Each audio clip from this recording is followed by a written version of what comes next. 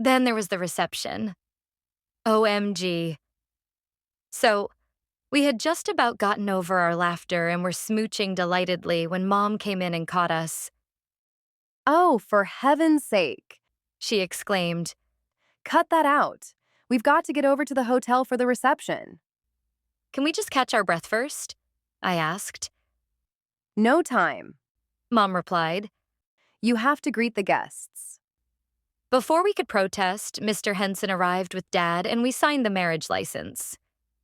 Then Mom swept into action, gathering up my bouquet, brushing off Lena's collar, fixing my hair. Again, and we were unceremoniously bundled into a car and whisked off to the Wayfarer Hotel, just down the road a couple of miles. "Is this a new car?" I asked Mom. Yes. She smiled. Your father bought it for me. "He bought you a Mercedes?" I gasped. Without taking her eyes off the road for a second, she replied slyly, Trust me, honey. I earned it. As we got out of the car at the Wayfarer, I picked up my bouquet and asked Mom, "Hey, wasn't I supposed to throw this at someone?" Mom ignored my sarcasm. We'll do that later, baby. Don't lose it. She hurried us through the main doors, fussing over my dress, and rushed through the lobby straight into the ballroom. I guess we had made Mom's schedule. She seemed happy there were no guests milling around, just the catering staff, finishing the table settings, and the DJ, testing the sound system. The whole place looked just like a huge homecoming dance, with banners saying congratulations and flowers literally everywhere. It was incredible. Mom ushered us towards a huge flower display just by the doors. Wait right here, She ordered. I'll just go see what's keeping your father. Lena and I looked at each other in stunned silence, overwhelmed already. Lena gasped. Oh my God. I shrugged in agreement. Couldn't we just skip this part? She offered.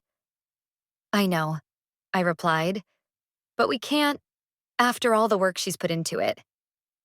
She put her arm round my waist and pulled me in close. Then Mom came back with Dad in tow, along with Steve and Debbie. Actually, our moms had become thick as thieves since they got chatting about their nefarious past lives. Debbie as a highway person, and Mom as a high class. Well, prostitute, in Nazi Germany. But anyway, we formed a little group with me, Lena, and our moms in the middle, with our dads as honor guards either end. Then, with a signal from my mom, the hotel people opened the doors and the guests were admitted. I never imagined we'd have to greet so many people. It quickly became a complete blur, punctuated by the occasional special moment, with Graham, with Josh, and with Laura and Nick. Charming, by the way. Then finally we could sit down, relax, and begin to enjoy ourselves. The meal was gorgeous. A salmon vinaigrette, Mom's favorite, and mine. Then the champagne started flowing and it was time for the speeches. Josh's best man speech was great. Lots of stories of hijinks he and Lena got up to as kids, and complaints about how she would steal all his toys at Christmas. She's off playing G.I. Joe and I'm stuck with Barbie? What the hell? But that's my sister. She's always known who she is and what she wants. She's often told me she was just waiting for the right girl. Well, she finally found her. Then he made the toast and finished off by saying, Lena? Now you're married and finally happy. his expression turned serious. I want my Optimus Prime back. Then my dad and Steve got up, as the fathers of the brides, and they did a whole routine as a double act. It was hilarious. I have no idea how they found the time to work it all out, but everyone was in stitches after. Then Lena and I gave a little speech thanking everyone for coming, for their support and affection. But specially thanking Mom for basically putting the whole thing together, and Grammy for letting us use her garden and for bringing us together in the first place. And then we cut the wedding cake, which was huge. They gave us a sword. I could hear Josh groan. Oh God, please don't give her a weapon. But we were very good. We cut into the cake a little, then gave it right back. Once the caterers had dished out the cake to everyone, the DJ announced that the first dance belonged to me and Lena. We sheepishly made our way to the dance floor, everyone watching us delightedly. We had no idea what song he was going to play. Mom wouldn't tell us. She just said not to worry. She had it covered. And she did. As soon as the music started, we both grinned with delight. The never-ending story. I love that movie. And that song. We danced joyfully, but still a little self-conscious. Not quite drunk enough yet, you know? Then the DJ very cleverly mixed to a rockier version by the Birthday Massacre. Lena squealed with joy. And then we got a little crazy.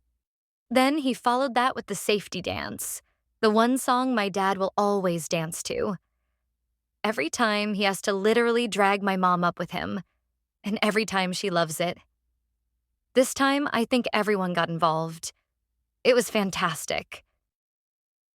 We stayed on for one or two more songs, then headed back to our table for more champagne. When we got back there, we found Grammy chatting with Laura and Nick. After we had caught up, Laura said, Am I wrong? Or were you desperately trying not to laugh for the whole ceremony? I was horrified. Oh God, was it that obvious? No, not really. It's just that I know the look. I was exactly the same for our second wedding. I swear Nick blushed. Your second wedding? Lena queried. It's a long story. Nick quickly interrupted. Laura shot him a look. Honestly, Nick, I don't know why you're so embarrassed. It was your idea. Yes. Well. He blustered. Laura sighed. Okay, let's just say there's a wedding chapel in Las Vegas we can never go back to. Then the music caught her attention and she turned to Grammy. Catherine, would you like to dance? Grammy took a moment to place the tune, then replied, Yes, I think I would. My late husband used to love this song. So they both got up and headed for the dance floor. Nick watched them and sighed. I'll apologize in advance for any shenanigans my wife might get up to. He said to us, She has a devilish streak. We know. Lena and I interrupted. Don't worry about it. I followed. Any shenanigans, and I'm sure my mom will put a stop to it. Famous. Last. Words. So we just sat together for a while, drinking way too much champagne and accepting congratulations from various guests who happened to wander in our direction. Then finally, we caught a break. Mom was off talking to Debbie, Laura and Nick had gone to the bar, Grammy was chatting with the hotel manager who was just checking in on us, and our table had gone quiet. So Lena and I quickly slipped out through a side door for a much-needed cigarette. As the chill evening air hit us, we began to realize how drunk we were. Lena whirled excitedly. We did it! She beamed. Yes, we did. Mrs. Blackwood Sheridan. She took a half bow and returned. We sure did, Mrs. Sheridan Blackwood. I grabbed her waist and pulled her close. Have you any idea how much I love you? I sighed, gazing dreamily into her eyes. Totally. She kissed me. Completely. She kissed me again. Always and forever. And then she swept me away in a long, sumptuous kiss. When our lips finally parted, she breathlessly grinned. God, this is so crazy. I know, I replied. Then I looked down at my huge meringue of a dress with a sigh. Babe, do you have your cigarettes? She reached into a convenient pocket and retrieved her treasure trove. Thank God, I grinned. I had to leave mine inside. We each greedily took one and lit up. What about your cigarette holder? She asked. I can suffer for tonight, I replied nonchalantly. Then I took a deep, satisfying puff before grabbing Lena for another kiss. When we got back, Grammy was back at the table talking to Richard, who greeted us warmly. Ladies, congratulations. Wonderful ceremony. You both look beautiful. We thanked him, got back into the champagne, and asked him about the book.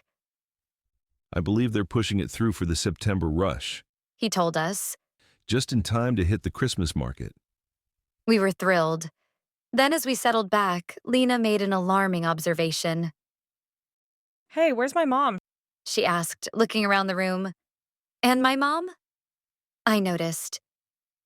And Laura? Lena gasped. Oh no, you don't think. Then I spotted my mom, coming back into the ballroom with a big grin on her face, followed by Laura and Debbie. Debbie had a kind of dazed but hungry look in her eyes. Then she made a beeline for Steve. Yep, I sighed. I think your mom's getting a new car. Seriously, Laura looked completely innocent when Grammy took the opportunity to introduce her to Richard. They were both in publishing, but they had never met before, although they knew each other by reputation. Laura easily charmed him, and they wandered off deep in conversation. Mom came back to us, and I gave her a look, which she immediately dismissed. Oh, lighten up, honey. She said with a grin as she grabbed another glass of champagne. Then Laura returned a few minutes later with a fresh drink and a wicked smile on her face. I looked over and I could see Richard looking slightly dazed, quickly downing a glass of scotch. What did you do now? I asked. Nothing too dreadful. Laura grinned. Let's just say if I ever need a new job, all I have to do is snap my fingers. She raised her hand, fingers ready. You put those things away, I told her. They're dangerous. With a petulant sigh, she obediently lowered her hand. So, between the champagne and the dancing and, well, this is about where things start to get a little hazy. So, I'll just stick to the things I remember, the things I'll never forget, and anything else that occurs to me. You know? So, let's see. Dance floor classics. Lena and Laura rocking out to Temple of Love by the Sisters of Mercy. Our moms dancing to Stand and Deliver by Adam and the Ants, which Debbie had decided was her all-time favorite song. My own personal moment, meringue skirts flying to Girls Just Want to Have Fun, until I fell flat on my butt. Although, trust me, up till then I was magnificent. Then there was a little moment when Grammy got a chance to show off for Laura. She and Mom were chatting, and Mom was just laughing at something Laura had said when Grammy gently touched her shoulder and threw the off switch. Mom folded instantly into a deep sleep. Grammy brought her back right away, telling her that she must have been overtired. So Mom went off to freshen up, and Laura gave Grammy a quiet little round of applause. She was impressed. There was another crazy moment when the DJ played something by Rammstein, which was entirely in German.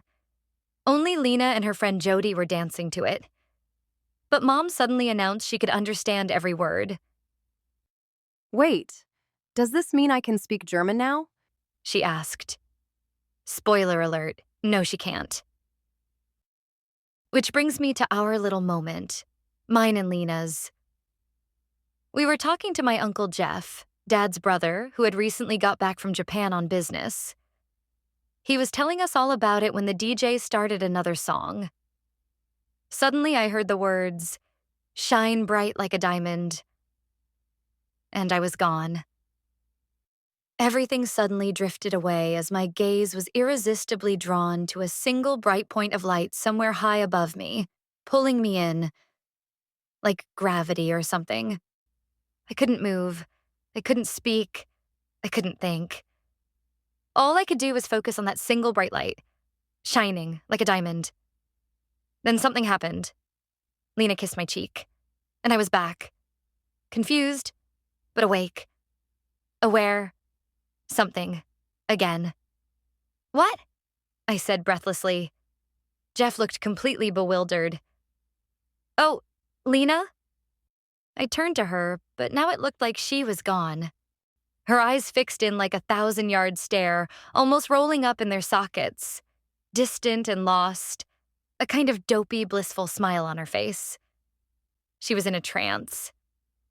I looked around and I found Laura, grinning mischievously. I glared at her. "What just happened?" I asked Jeff. We were talking, and then you just zoned out.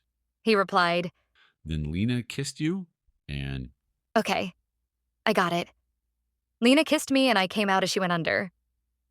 Damn it. Lena was still lost. Way deep. I had to do something. So I took a breath and kissed her on the cheek. Yep. Lights out. There I was. Gone. Completely and totally fascinated by a single bright diamond of light. Mesmerized, I guess. My sense of time was completely whacked. I don't know how long I was out, but Lena's lips again touched my cheek and the world came flooding back. And yeah, Lena had faded out. "Laura," I snarled with frustration. She had somehow set us up, and it was a perfect trap. Only one of us could be conscious at a time, and the only way to get Lena back was to surrender myself. I had to think. I grabbed the nearest drink and swallowed it. I don't even know what it was. There had to be a way out of this. Laura was watching us carefully, still grinning. Then I got an idea. I didn't know whether it would work, but I had nothing to lose. I took Lena's head in my hands and placed a huge kiss right on the lips. Full on. Tongue probing, hoping this might break the spell. She came back to herself, realized what was happening, and reciprocated. Her tongue joining with mine for their own private dance. It worked. As our lips finally parted, we were both back in the real world. A little breathless, a lot embarrassed, and for my part, really annoyed. I rounded on Laura, who was actually giving me that little round of applause, like she had with Grammy. "What the hell was that?" I demanded. By her side, Nick spoke up carefully. I should have warned you. Never tell my wife to put her toys away. Well done, Zoe. Laura said. "What was that?" I repeated. Just a little bit of fun. She explained. You might call it a sleeping beauty loop. Personally, I like the term bunny drops. She was so calm, so effortlessly nonchalant, I completely forgot what I was going to say. Sorry, She added. I couldn't resist. The way she said that just made me fill in the empty space. Nor could we. Laura's disarming smile continued. Yes, I've been a bit naughty, but if you'll let me, I think I can make it up to you. And, okay, we were drunk, so we agreed. Okay, so the rest of the evening went without incident. Although I have to mention the point when the DJ ordered everyone onto the dance floor for the Charleston. He played the song from Baz Luhrmann's Gatsby by will.i.am, and then followed it with the Time Warp. That was so much fun. Richard and Grammy surprised everyone. Oh yeah, and the bouquet. All the single ladies, see what I did there? Gathered on the dance floor, and I turned my back and hurled the bouquet into the air over my head. There was a frantic rush, a squeal, and Lena's friend Jody raised her prize with delight. Then she made a beeline for Josh. Oh dear. Then at last, the evening wound down and it was time for the last dance. Just for me and Lena. And that's where Laura's little present kicked in. The DJ played The Power of Love by Frankie Goes to Hollywood, and as Lena and I danced, the world faded away till it was just the two of us. Dancing in the air, just like Cinderella and her Princess Charming. Yeah, it was wonderful.